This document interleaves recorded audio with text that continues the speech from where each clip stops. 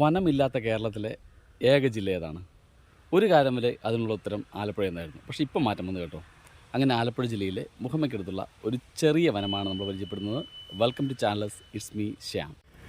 ആലപ്പുഴ ജില്ലയിലെ കായപ്പുറത്തിന് പടിഞ്ഞാറ് ഭാഗത്ത്, അതായത് എൻ എച്ചിലാണെങ്കിൽ തിരുവഴയ്ക്ക് കിഴക്ക് ഭാഗത്തുള്ള ഒരു വലിയ കാവാണ് ഇല്ലത്തുകാവ്.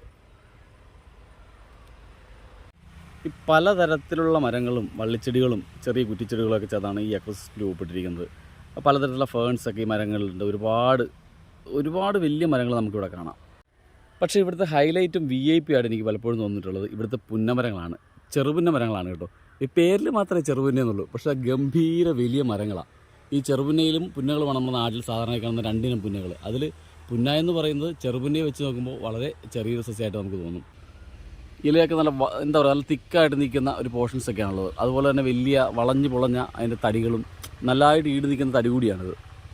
ഇതാ നമുക്കിവിടെ അടുത്ത് നിന്ന് കാണാം. അതിൻ്റെ തൊലിയിൽ ഇങ്ങനെ ചെറിയ സ്ക്രാച്ചസ് കാണാം. അതാണ് എൻ്റെ ഒരു പ്രത്യേകത. ഈ തടിയുടെ ഇതുപോലെ സ്ക്രാച്ചസ്, ഇതിൻ്റെ പ്രത്യേകത ഈ സ്ക്രാച്ചസ് വീഴുക എന്നുള്ളതാണ്. ഒരുപാട് അതുമായി ബന്ധപ്പെട്ട അസോസിയേറ്റഡ് പ്ലാന്റ്സ് ഉണ്ട്.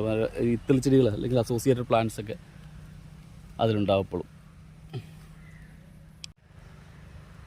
വള്ളത്തിൻ്റെ പണിക്കൊക്കെ ഒരു കാലത്ത് വ്യാപകമായിട്ട് ഉപയോഗിച്ചിരുന്ന തടിയായിരുന്നു പുന്നയുടേത്. ഈ ചെറുപുന്ന എന്നതിന് പേര് വരാൻ കാരണം ഇതിൻ്റെ ഇല വളരെ ചെറുതാണ്. മറ്റു സാധാരണ പുന്നയെ വെച്ച് നോക്കിയാൽ ഇതിൻ്റെ ഇല വളരെ ചെറുതായിട്ടുണ്ടാവുക ഇതിന് ചെറുപുന്ന എന്നുള്ള പേര് വന്നു. പക്ഷേ തടി വളരെ വലുതാണ്, ഈട് നിൽക്കുന്നതാണ്. എന്തായാലും ഈ ഫോറസ്റ്റിന് അതിൻ്റേതായിട്ടുള്ള ഈ ചെറിയ എന്താ പറയുക, ഗ്രാമീണ വനത്തിന് അതിൻ്റേതായിട്ടുള്ള ഒരു ആംബിയൻസ് നൽകുന്നതിൽ ഇവിടുത്തെ പുന്നമരങ്ങൾക്കൊരു വലിയ പ്രാധാന്യമുണ്ട്. ഇത്രയും ബ്യൂട്ടിഫുള്ളായിട്ടൊരു അന്തരീക്ഷം ഈ പുന്നമരങ്ങൾ ചേർന്ന് ക്രിയേറ്റ് ചെയ്തിരിക്കുന്ന ഒരു സ്ഥലം ഈ ചേർത്തല കലപ്പുറം മേഖല പോലെ വേറൊരു സ്ഥലത്തുണ്ടോയെന്ന് വളരെ സംശയമാണ്. ചെറുപുന്ന കൂടാതെ ഒന്ന് രണ്ട് വലിയ മരങ്ങൾ, ഒരേ ടൈപ്പിൽ 2-3 മരങ്ങളുണ്ട്. ഇതിൻ്റെ പേരെനിക്ക് മനസ്സിലായില്ല, എന്താണെന്നറിയില്ല. എന്തായാലും ഞാൻ അതുകൂടി ജസ്റ്റ് ഒന്ന് ഷൂട്ട് ചെയ്തിട്ടൊക്കെയാണ്. അതിൻ്റെ തടിയൊക്കെ കുറച്ച് എന്താ പറയുക, ഒരു പാനൽ ടൈപ്പാണ്. പക്ഷേ ഈ കളറിൽ വ്യത്യാസമാണ്. അത് നിറം നല്ല വെള്ള നിറമാണ് അതിൻ്റെ തൊലിക്കൊക്കെ. അതേ മരം തന്നെയാണ് ഇത് അവിടെ നിൽക്കുന്നത്. കുളം മാത്രമല്ല, നമ്മൾ മുമ്പൊരു കുളം, 1-2 കുളങ്ങൾ കണ്ടിരുന്നു.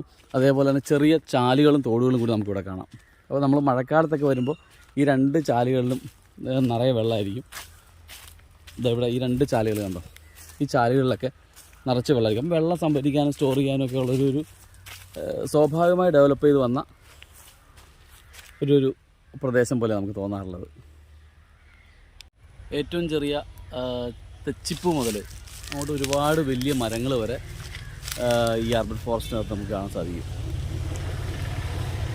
ഒരുപാട് മെഡിസിനൽ പ്ലാന്റ്സ് ഇതിനകത്ത് തന്നെയുണ്ട്. ഇതും അതുപോലെ തന്നെ കുരുട്ടുപാല എന്നറിയപ്പെടുന്ന ചെടിയാണ്. ആയുർവേദ ഔഷധ സമയത്തൊക്കെ നമ്മൾ ഔഷധസസ്യം തന്നെയാണിത്. നമ്മൾ പല കാര്യങ്ങൾക്ക് വേണ്ടിയിട്ട് നമ്മുടെ നാട്ടിൻപുറത്ത് പണ്ട് മുതൽ ഉപയോഗിക്കാറുള്ളതാണ്.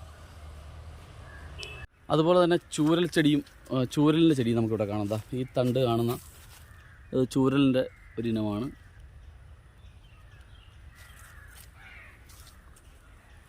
ഇതൊക്കെ കൂടി ചേരുമ്പോഴാണ് ശരിക്കും ഒരു കാടിൻ്റെ ഫീല് ഇവിടെ ഉണ്ടാകുന്നത്. നല്ല നാടൻ കൈതച്ചൊക്കെ ഇതിനകത്തുണ്ട് കേട്ടോ. ഒരു വളപ്രയോഗമോ വിഷപ്രയോഗം ചെയ്യാത്ത കൈതച്ചകളൊക്കെ പണ്ടൊക്കെ നാട്ടിൻപുറത്ത് ധാരാളം ഉണ്ടായിരുന്നു. ഇപ്പം അങ്ങനെ വീടുകളിലോ നാട്ടിൻപുറത്ത് അങ്ങനെ കാണാറില്ല. പക്ഷേ എന്തായാലും ഇവിടെ വരുമ്പോൾ ഈ കാവുകൾക്കകത്ത് ഇതേപോലെ വളരെ നാച്ചുറലായിട്ടുള്ള ഫലങ്ങളൂടി കാണുമ്പോൾ അതിൻ്റെ കൂടി ഒരു സന്തോഷമുണ്ട്.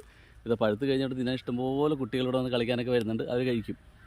എന്തായാലും ഇതും ഒരു മനോഹരമായ കാഴ്ചയാണ്. ഇതാണ് ഈ കാവിനെ ഒരു വലിയ വനമാക്കി മാറ്റിയിരിക്കുന്ന ഇവിടുത്തെ ചെറുപുന്ന മരം. ഒരുപാട് പുന്നമരങ്ങളുണ്ട്. അതിൻ്റെ പ്രത്യേകത അതിൻ്റെ തൊലി കണ്ടു കഴിഞ്ഞു. ആ തൊലിയിൽ നമുക്ക് കാണാം ഒരു സ്ക്രാച്ച് പോലെയുള്ള പോർഷൻസൊക്കെ കാണാം.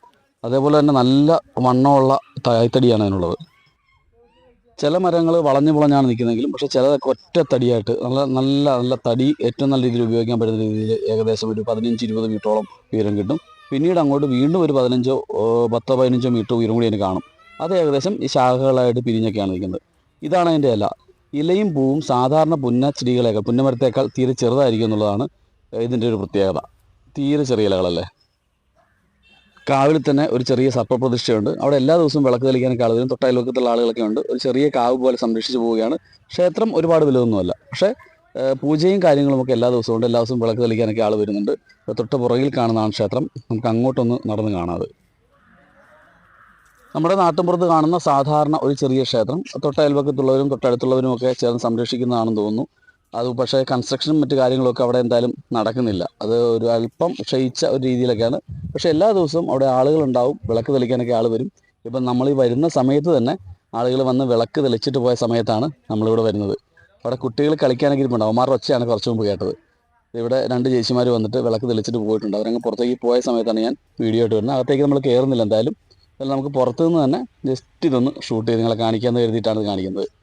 ഒരു ചെറിയ ക്ഷേത്രമാണ് നമുക്കവിടെ കാണാൻ പറ്റുന്നത്.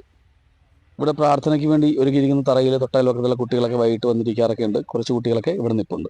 എല്ലാ കാവുകൾക്കും അടുത്ത് ഒരു കുളം നമ്മുടെ എക്കോസിസ്റ്റത്തിൻ്റെ ഒരു പ്രിസർവേഷൻ്റെ ഭാഗമായിട്ട് പണ്ട് മുതലേ നമ്മളങ്ങനെ സൂക്ഷിച്ച് പോരാറുണ്ട്. അതുപോലെ ഇവിടെയും 1 or 2 കുളങ്ങൾ ഈ കോമ്പൗണ്ടിൽ തന്നെയുണ്ട്. സമയം സന്ധ്യയായി, നമുക്ക് വീഡിയോ വൈൻഡപ്പ് ചെയ്യേണ്ട സമയമായി. പക്ഷേ സന്ധ്യ സമയത്താണ് ഇതുപോലെയുള്ള ഇടങ്ങളിലൊക്കെ ഒരു മിസ്റ്റിക് ഫീൽ നമുക്ക് കിട്ടുന്നത്. പിന്നെ നമുക്ക് പരിചയമില്ലാത്തൊരു സ്ഥലത്ത് വന്ന് സന്ധ്യയ്ക്ക് നിൽക്കുക, ഷൂട്ട് ചെയ്യുക എന്നൊക്കെ പറഞ്ഞുള്ള ഒരു പ്രായോഗിക ബുദ്ധിമുട്ടുകൾ സ്വാഭാവികമായിട്ടുണ്ടാവുമല്ലോ. അതുകൊണ്ട് നമുക്കിത് വൈൻഡപ്പ് ചെയ്യേണ്ടിയിരിക്കുന്നു. പേഴ്സണലി എനിക്ക് വളരെ ഇഷ്ടപ്പെടുന്ന ഒരു സ്ഥലം തന്നെയാണ് ഇത്. കാരണം വൈകിട്ടൊന്ന് ബൈക്ക് ഓടിച്ച് ഒന്ന് തനിച്ചിരിക്കാനും കുറച്ച് സമയം ഒന്ന് എന്താ പറയുക, ഒരു എക്കോസിസ്റ്റത്തിൻ്റെ ഒരു കാടിൻ്റെ ഭാഗമായിട്ടിരിക്കാനൊക്കെ നമുക്ക് ഒരു ഫീൽ തോന്നുന്ന ഒരു സ്ഥലം തന്നെയാണ്. അതുകൊണ്ട് തന്നെയാണ് ഈ വീഡിയോ നിങ്ങൾക്ക് വേണ്ടി ഷെയർ ചെയ്യുന്നത്. എന്തായാലും കായ്പുറം വഴിയോ NH വഴിയോ കടന്നു പോകുമ്പോൾ നിങ്ങൾക്ക് ഒരു 10 മിനിറ്റ് എടുത്തു കഴിഞ്ഞാൽ ഇത് കണ്ട് മടങ്ങിപ്പോവാം. ഈ അവസരം നിങ്ങൾ ഉപയോഗിക്കണം എന്നൊരു റിക്വസ്റ്റ് ഉണ്ട് എനിക്ക്. കാരണം നമ്മുടെ നാട്ടിലൊക്കെ ഇതുപോലെയുള്ള വനപ്രദേശങ്ങൾ നാട്ടും പുറത്ത് കാണാനൊക്കെ വളരെ അപൂർവമായിക്കൊണ്ടിരിക്കുകയാണ്. അതുകൊണ്ട് തന്നെ ഈ അവസരം നിങ്ങൾ ഉപയോഗിക്കണം. ഈ വീഡിയോ നിങ്ങൾക്ക് ഇഷ്ടപ്പെട്ടെങ്കിൽ തീർച്ചയായും നിങ്ങൾ ലൈക്ക് ചെയ്യണം, ഷെയർ ചെയ്യണം. താഴെ എൻ്റെ ചാനൽ സബ്സ്ക്രൈബ് ചെയ്യാനുള്ള ബട്ടണുണ്ട്. ജസ്റ്റ് ആ സബ്സ്ക്രൈബ് ബട്ടൺ കൂടി അമർത്തണം. ചാനൽ സബ്സ്ക്രൈബ് ചെയ്ത് എന്നെ പിന്തുണയ്ക്കണം. Thank you.